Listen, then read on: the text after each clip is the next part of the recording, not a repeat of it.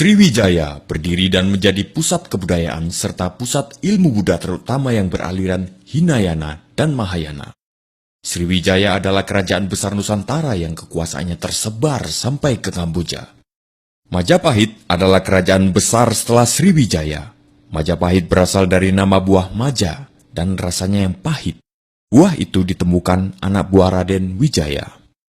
Kejayaan Majapahit mencapai puncaknya pada masa Raja Hayam Wuruk dengan mahapatihnya Gajah Mada. Gajah Mada mengucapkan sumpah palapa, semacam perjanjian untuk tidak bersenang-senang sebelum mempersatukan Nusantara.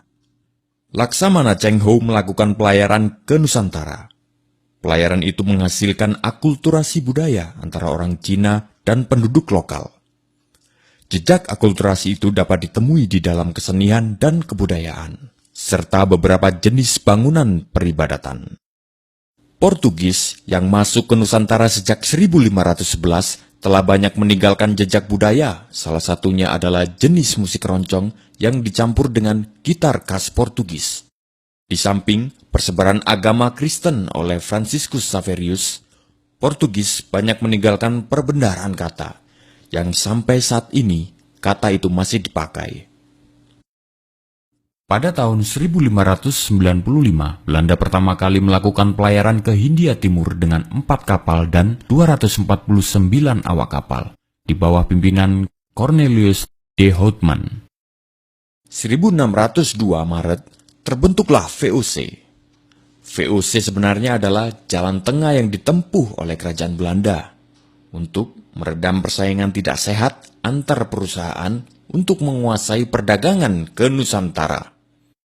Setelah berdiri selama 198 tahun, pada 1 Januari 1800, VOC secara resmi dibubarkan.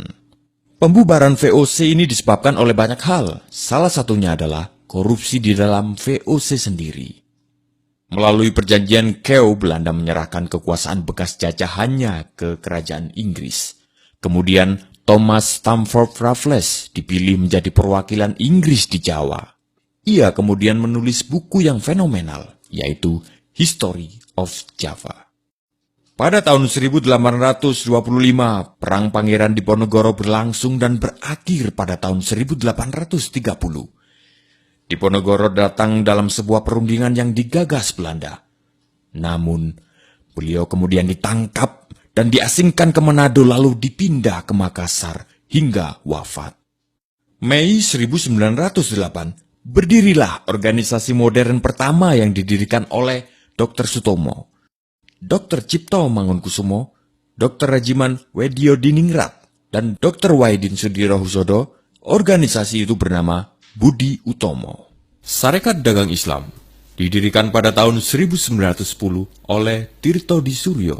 Sebelumnya, pada tahun 1903, ia berhasil mendirikan surat kabar pertama dengan nama Sunda Berita, yang didanai dan dijalankan oleh orang pribumi. Tahun 1911, Haji Samanhudi, seorang pedagang batik dari Surakarta, mendirikan Sarekat Dagang Islam di Surakarta.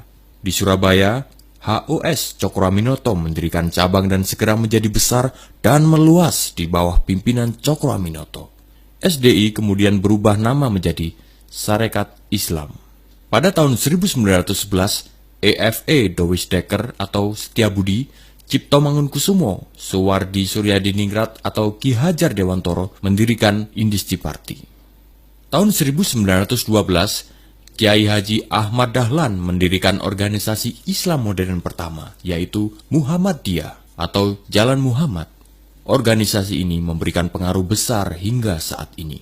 Pada tahun 1927, tanggal 4 Juli, Soekarno dan Al-Gemini Study Club mendirikan Partai Nasional Indonesia. Munculnya organisasi adalah penanda bagi perjuangan yang mengedepankan nasionalisme. Puncaknya adalah Sumpah Pemuda, Oktober 1928. Tokohnya adalah Muhammad Yamin. Pada bulan Maret 1942, Jepang menangkap Gubernur Jenderal Belanda. Saat itu pula, runtuhlah kekuasaan Belanda. Jepang masuk dengan slogan Saudara Tua, Cahaya dari Timur. Bulan Maret 1945, Jepang membentuk Badan Penyelidik Usaha Persiapan Kemerdekaan Indonesia sebagai upaya pemberian kemerdekaan. 1 Juni, Soekarno mengemukakan dasar negara Pancasila, 5 dasar yang akan menjadi falsafah resmi Indonesia merdeka.